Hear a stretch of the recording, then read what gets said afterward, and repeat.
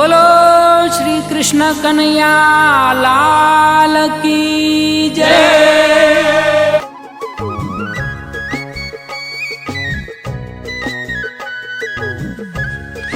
ओम नमो भगवते वासुदेवाय। पुरुषोत्तम भगवान की जय। पुरुषोत्तम मास अंतर्गत पंचदशोध्यायः।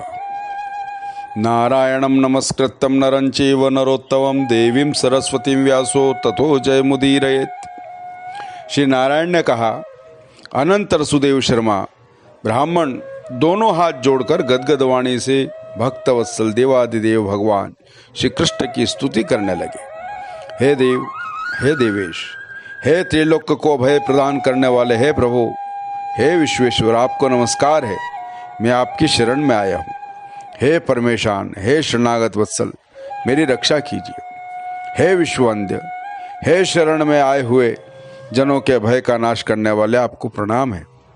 आप जय स्वरूप हैं, जय के देने वाले हैं, जय के ईश्वर हैं, जय के कारण हैं, विश्व के आधार हैं, विश्व में स्थित हैं, विश्व के कारण के भी कारण हैं, विश्व के एकमात्र रक्षक हैं, दिव्य हैं, विश्व के आगार हैं, विश्व के पंजर स्वरूप हैं, फलों के बीज हैं, फलों के आधार हैं, फलों के मूल हैं, फलों को देने वाले हैं, तेजो मूर्ति हैं, तेज के दाता हैं, संपूर्ण तेजस्वियों में श्रेष्ठ हैं, कृष्ण हृदयांधकार के भेदता हैं, विष्णु व्यापक हैं, वासुदेव संपूर्ण देवताओं के वास स्थान है। हे दीनवत्सल, मैं आपकी वंदना करता हूँ। हे जगत के प्रभु, आपकी स्तुति करने में ब्रह्मा आदि देवगण भी समर्थ नहीं है। जनता की पीड़ा को नाश करने वाले, फिर तो मैं अल्प बुद्धि वाला और मंद और साधारण मानव हूँ, आपकी स्तुति करने में किस प्रकार समर्थ हो सकता हूँ।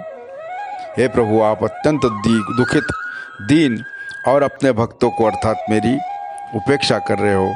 तब हे प्रभु, आपका विश्व बंधुत्व का विरध संप्रति लोक में व्यर्थ क्यों हो रहा है। वाल्मीकि मुनि कहते हैं कि सुदेव शर्मा ब्राह्मण भगवान विष्णु की इस प्रकार स्तुति करने के बाद उनके सामने खड़े रह गए। भगवान हरि उनके वचन को सुनकर मेघ के समान गंभीर वाणी से बोले। श्री हरि ने कहा कि वत्स, आपने जो तपस्या की वह पूर्ण रूप से संपादित की है। अब हे महामती, हे तपोमूर्ति, क्या अभिलाषा है, मुझसे कहिए। आपकी तपस्या से मैं प्रसन्न होकर मैं वही वरदान आपको दूंगा, क्योंकि इसके पहले ऐसा दारुण तप किसी ने नहीं किया। सुदेव शर्मा बोले कि हे नाथ, हे दीन बंधु, हे दया निधान, यदि आप मेरे ऊपर प्रसन्न हैं तो हे विष्णु, हे पुराण पुरुषोत्तम, मुझे सदाचारी पुत्र होने का वरदान दीजिए। क्योंकि हे हरि, पुत्र के बिना गार्हस्थ जीवन मुझे सूना सूना सा लग रहा है, इसके प्रति मुझे कोई रुचि नहीं रह गई। इस प्रकार सुदेव शर्मा के ग्लानि युक्त वचनों को सुनकर भगवान श्री हरि बोले कि हे ब्राह्मण, पुत्र को छोड़कर बाकी जितने अदय पदार्थ हैं उन्हें मैं आपको प्रदान करूंगा। क्योंकि वत्स, विधाता ने आपके लिए पुत्र का सुख नहीं लिखा है। मैंने आपके ललाट पटल पर अंकित समस्त अक्षरों को देख लिया है, उसमें 7 जन्म तक आपको पुत्र सुख नहीं लिखा है। इस प्रकार वज्रपात के समान कर्कश श्री हरि भगवान के वाक्य को सुनकर सुदेव शर्मा धरती पर उसी प्रकार गिर पड़े जिस प्रकार जड़ के कट जाने से पेड़ गिर पड़ता है। पति को गिरे हुए देखकर उनकी पत्नी अत्यंत दुखित हुई और पुत्र की आकांक्षा से वंचित अपने स्वामी की ओर देख कर रोने लगी। इसके बाद धीरज धरकर वह अपने गिरे हुए पति से बोली। गौतमी कहने लगी, उठिए नाथ, उठिए, कहिए, क्या आपको मेरी बातें स्मरण नहीं रही?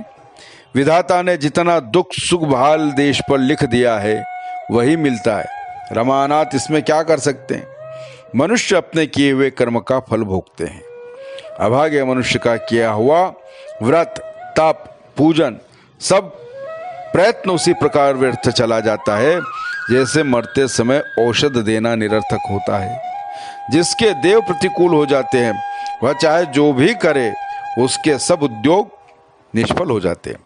समस्त वेद शास्त्रों में यज्ञ, दान, तप, सत्य, व्रत करने की अपेक्षा हरि भजन करना श्रेष्ठ कहा है, किंतु हरि भजन से भी श्रेष्ठ भाग्य बल ही है।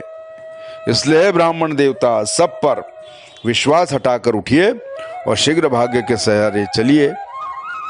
इसमें हरि क्या लेना देना।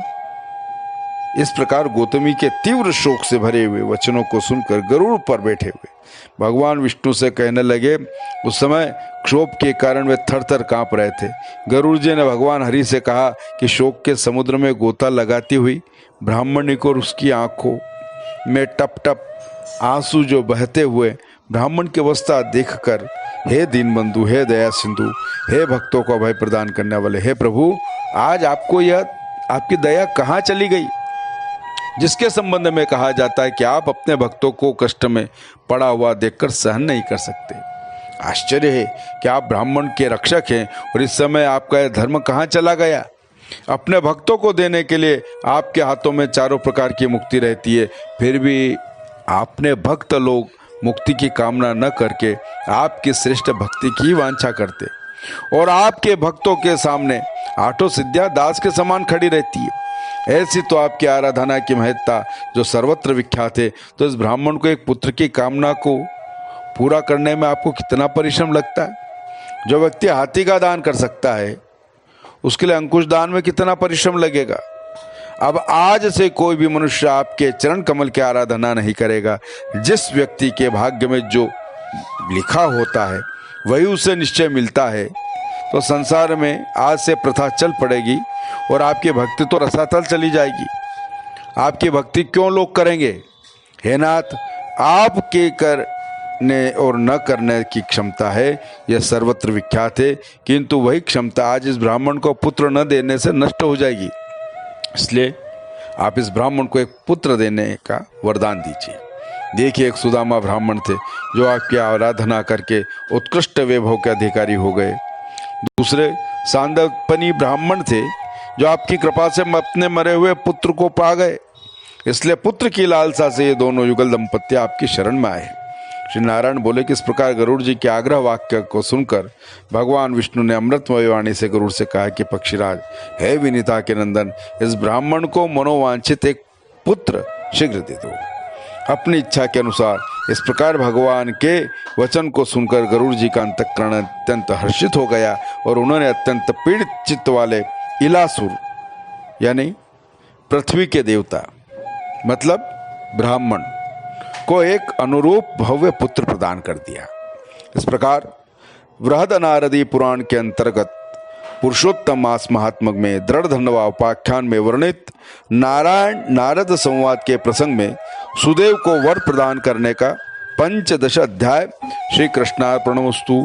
श्री द्वारिकाधीश की जय, पुरुषोत्तम भगवान की जय। नमः पार्वती पते हर हर महादेव हर। सभी प्रेमी भक्तजन, श्रोताजन, भगवान पुरुषोत्तम के अनन्य रसिक जन सभी से निवेदन है कि जिन्होंने अभी तक इस चैनल को द्वारकाधीश पौराणिक को सब्सक्राइब नहीं किया वे सब्सक्राइब करें ताकि नई वीडियो आपको सुलभ प्राप्त हो और इसको पसंद भी करिए।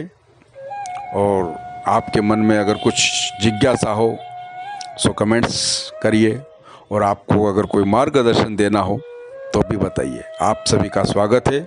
जय श्री कृष्ण।